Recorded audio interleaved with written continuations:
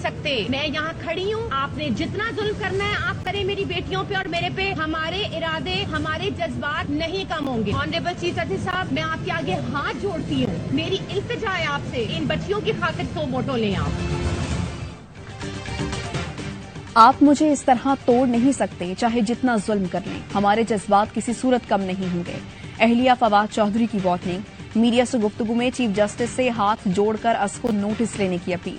कहा, हाथ जोड़कर इल्तिजा करती हूं, मेरी बेटियों की खातिर सो मोटो नोटिस लें।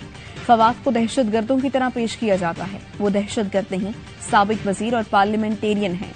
सवाल उठाया, मरियम नवाज को किस कानून के तहत प्रोटोकॉल दिया जा रहा है। पिम्स के डॉक्टर्स ने फवाद चौधरी को तंदुरुस्त करार दे दिया। जराये का कहना है, पिम्स में फवाद चौधरी का तिबी मुआयना मुकम्मल। डॉक्टर्स ने मेडिकल रिपोर्ट पुलिस के हवाले कर दी।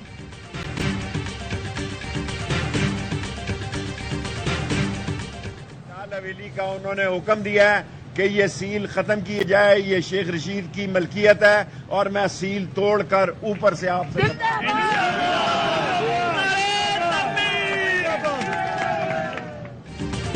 शेख रशीद ने लाल हवेली की सील तोड़ दी। अल सुबह पुलिस और एफआईए ने 7 यूनिट सील कर दिए थे।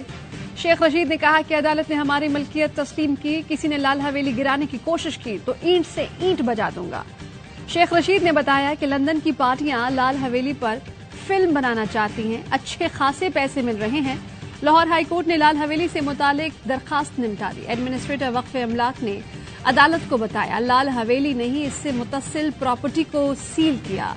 अदालत ने लाल हवेली से मुतसिल यूनिट्स डी सील करने की सदा खारिज कर दी। मतरूका वक्फ अमलाक को 15 दिन में मामला निपटाने की हिदायत।